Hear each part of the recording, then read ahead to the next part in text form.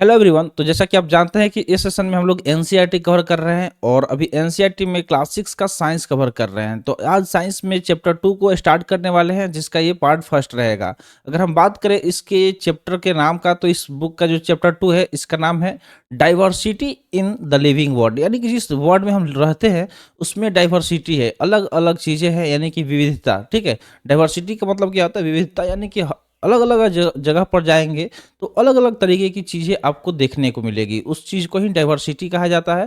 तो चलिए इसके बारे में हम लोग डिटेल में पढ़ेंगे। वीडियो को लाइक नहीं किए हैं तो जल्दी से लाइक कर दीजिए, और चैनल पे पहली बार आए हैं तो चैनल को सब्सक्राइब जरूर करिएगा। तो चलिए हम लोग इसके बारे में स्टार्ट करते हैं। पहले अगर आप देखें तो यहाँ पे एक कोड दिया गया है, इसको हम लोग पढ़ते हैं। तो दिया क्या गया है, कोड को पहले हम लोग समझते हैं। दिया गया है संस्कृत में, कोड दिया गया है, तो संस्कृत वाला को स्किप करिए, हम लोग जो कोड है नीचे इंग्लिश वाला उसको देखते हैं। ठीक है, इस कोड को देखते हैं। तो दिया क्या गया है ये इसको पहले पढ़ते हैं। तो दिया गया है कि ट्री स्टैंड इन द सन। जो ट्री है वो क्या होता है कि धूप में खड़ा होता है। ठीक है, and give shade to the other, और उसके बावजूद धूप में खुद खड़ा होकर दूसरों को छाया प्रदान करता है। Their fruits are also for others, और जो पेड़ होता है उसके जो फल होते हैं वो भी पेड़ नहीं खाता है। वो कौन खाते हैं? तो दूसरे हम लोग खाते हैं, या फिर जानवर या बंदर वगैरह वो खाते हैं।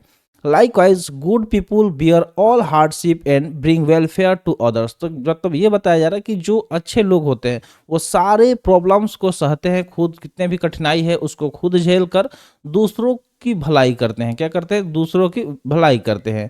They give to the other whatever they have earn, और वो जो भी कमाते हैं वो किसी और को दे देते हैं। तो सीधा सा बात है कि ये चीज़ हम लोगों को पेड़ से सीखना चाहिए कि पेड़ खुद धूप में खड़ा होकर दूसरों को छांव प्रदान करता है, खुद फल का वजन सहकर दूसरों को फल प्रदान करता है। तो आपको भी पेड़ के जैसा बनना चाहिए। ठीक है, कि आप मतलब आपको जो भी मिल रहा है, जो भी आप कमा रहे हैं लाइफ में, उसको दूसरे के लिए वो कर दे, ताकि दूसरे खुश रहे, दूसरों की भलाई हो। कभी भी ऐसा काम नहीं करे जिससे लोगों को बुरा लगे, लोगों को दुख हो जाए। ठीक है, यहाँ पे अब इस पिक्चर को पहले ध्यान से देखिए। यहाँ पे जो पिक्चर दिखाया गया है, पहले इस पिक्चर को ध्यान से देखिए कि आखिर इस पिक्चर को में क्या दिख रहा है आपको।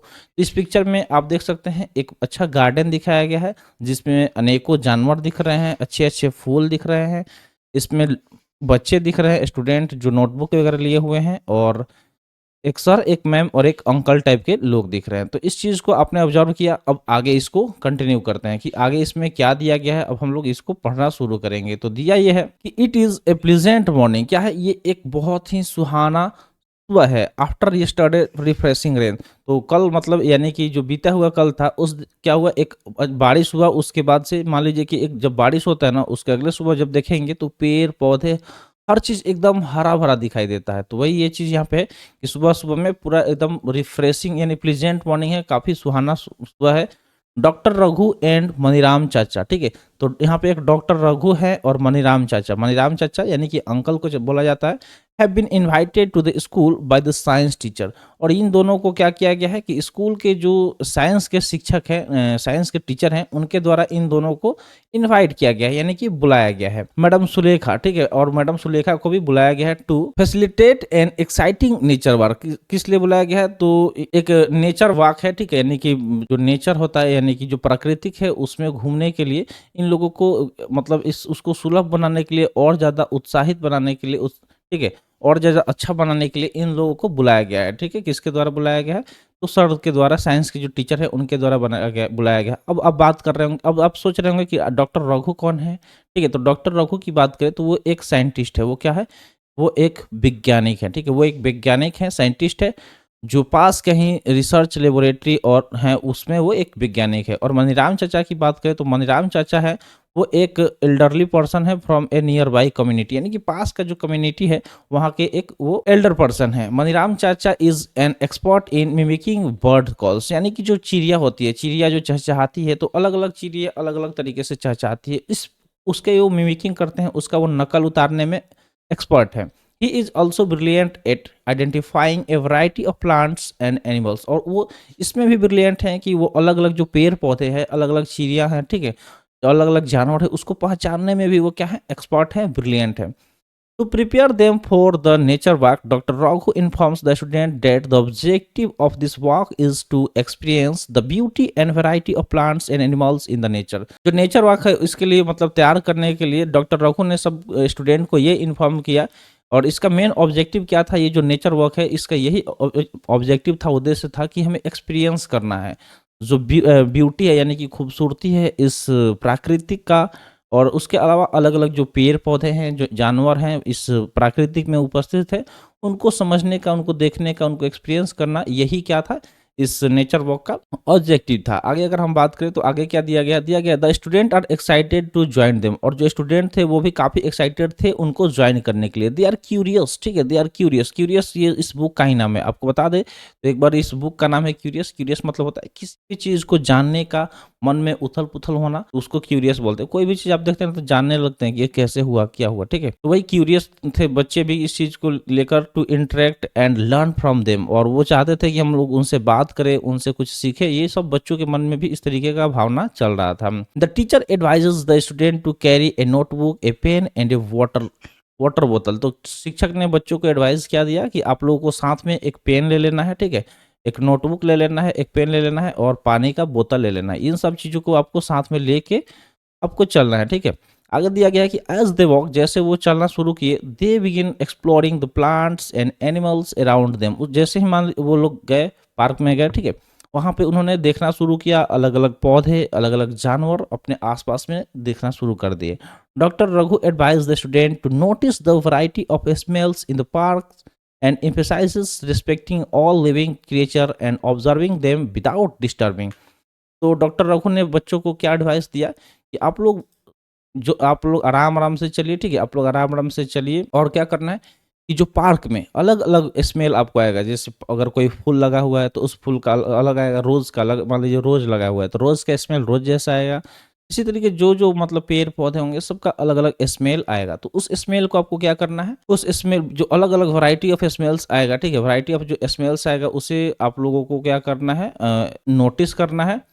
और पार्क में आपको इस चीज़ पे जोर डालना है, मतलब उन्होंने डॉक्टर रघु ने इस चीज़ पे जोर डाला कि सारे जो भी लिविंग क्रिएचर, यानी कि जो भी वहाँ पे आपको पेड़ पौधा के अलावा कोई जानवर वगैरह दिख रहा है तो उन लोगों को डिस्टर्ब नहीं करना है, ठीक है? उनको डिस्टर्ब नहीं करना है, बिना उनको डिस्टर्ब किए आपको ये चीज़ सीखना है, ठीक है? और आगे जब हम बात करें तो इसमें मनीराम चाचा क्या कहते हैं कि मनीराम चाचा कहते हैं जो भी स्टूडेंट है उनसे, to not only observe different plants and animal but also to carefully listen to different sounds. तो मनीराम चाचा कहते हैं कि सिर्फ अलग अलग पेड़ पौधा है उसको ही नहीं देखना है, आपको ध्यानपूर्वक चिड़ियों का आवाज़ भी सुनना है कि कौन सा जानवर, कौन सा चिड़िया किस तरीके का आवाज़ निकाल रहा है, ठीक है?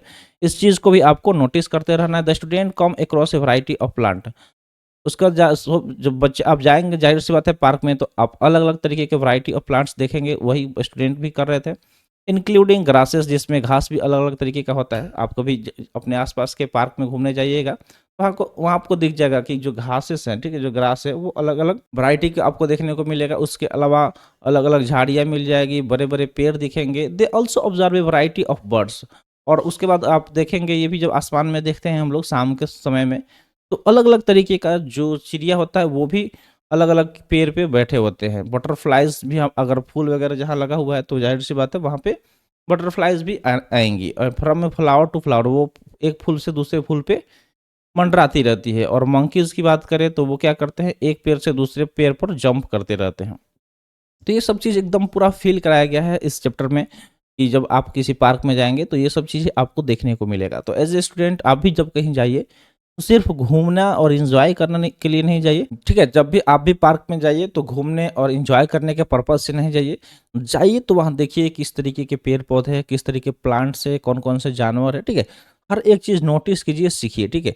दे रिकॉर्ड देयर ऑब्जर्वेशन, तो जब वो लोग गए तो वो सारे ऑब्जर्वेशन को वो लोग रिकॉर्ड कर रहे थे। क्या कर रहे थे? रिकॉर्ड कर रहे थे अपने नोटबुक में, क्योंकि ऑलरेडी सर ने बताया था कि आप लोगों को नोटबुक, पेन और पानी का बोतल लेके आना है, ठीक है? And discuss them with doctor Raghu and Maniram चाचा।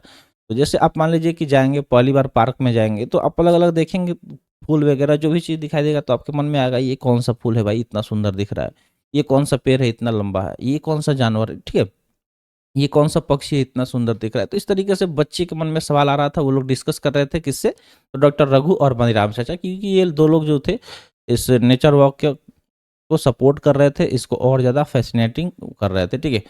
आगे दिया गया कि the student can hear the chirping of birds, और जो छात्र थे वो जो चिड़िया है उसका चहचहाट भी सुन सकते थे। Doctor Raghu informs them that each bird has a unique chirp, तो और डॉक्टर रघु ने बच्चों को ये भी बताया कि सारे जो चिड़िया होती है सबका अलग अलग अपना एक यूनिक चिर्प यानी कि चहचहाट होती है। जैसे कि अलग अलग चिड़ियों को आप देखिएगा, सब तोता है तो उसका जो आवाज़ होता है, उसका जो वॉइस होता है बड़ा ही प्यारा लगता है, मीठा लगता है, ठीक है। इसी तरीके से कौवा है तो वो थोड़ा सा हम लोग को मतलब भद्दा सा उसका आवाज़ लगता है। इस तरीके से अलग अलग जो चिड़िया है सबका आवाज़ अलग अलग होता है, ठीक है। मुर्गा ही मान लीजिए तो मुर्गा दूसरा तरीके से बोलता है, और तो वही चीज़ है कि सारे जो चिड़िया उनका जो होता है वो डिफरेंट होता है, यूनिक होता है। This is an example of diversity in nature. इसका सीधा सा मतलब है कि क्या है, ये एक तरीके का एग्जाम्पल है। क्या है, ये एक तरीके का एग्जाम्पल है किस चीज़ का, तो डाइवर्सिटी इन नेचर। तब हमने इस चैप्टर का नाम देखा था, क्या नाम था इस चैप्टर का, डाइवर्सिटी इन लिविंग थिंग्स। तो जो पूरा प्राकृतिक है वो इसमें यही चीज़ तो डाइवर्सिटी है कि हर एक चीज़ में अलग अलग चीज़ें आपको देखने को मिल जाएगा, ठीक है। जैसे इंसान ही है, आप में हम में तमाम तरह की डिफरेंसेस देखने को मिल सकती है। इसी तरीके से अलग अलग जानवर हैं उनके में अलग अलग विभिन्नताएं देखने को मिलेगी। उसी तरीके से पेड़ पौधे में मिलेगा। तो ये चीज़ यहाँ पे बताया गया है। डॉक्टर रघु रिक्वेस्ट मनीराम चाचा to mimic calls for some birds, और मनीराम चाचा क्या थे, एक्सपर्ट थे किस चीज़ में, तो जो भी मिमिकिंग करते थे, जो जानवर वगैरह है, चिड़िया है, उसका आवाज़ निकालने में ये क्या थे, ब्रिलियंट थे।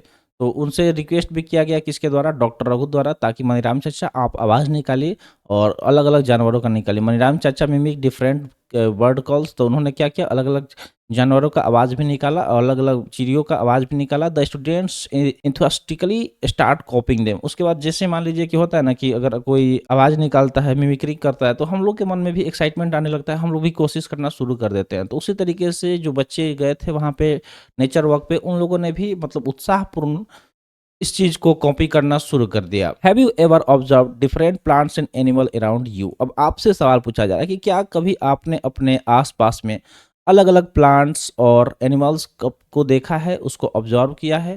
तो आपको अगर देखा है तो share and discuss your observation with your friends and teacher. तो शेयर करना है, इसको बताना है अपने शिक्षक से, अपने दोस्त से कि हमने इस चीज़ को देखा, ये बड़ा यूनिक था, उसके बारे में डिस्कस करना है, ठीक है। तो चलिए आगे बढ़ते हैं। अब यहाँ पे एक और पॉइंट दिया गया है, इसको हम लोग समझते हैं। तो क्या दिया गया है, दिया गया है 2.1 में diversity in plants and animals around us. क्या दिया गया है, diversity in plants and animals around us, यानी कि जो हमारे आसपास में जो भी पेड़ पौधे हैं, जो जानवर हैं, उनमें डाइवर्सिटी जो दिया गया है उसके बारे में बात करेंगे, ठीक है। उनमें क्या क्या डाइवर्सिटी होता है, क्या डिफरेंसेस होती है, वो सब चीज़ें हम लोग डिस्कस करेंगे। तो यहाँ पे एक एक्टिविटी दिया गया है। इस एक्टिविटी की अगर हम बात करें तो एक्टिविटी को हम लोग समझ लेते हैं कि एक्टिविटी क्या दिया गया है।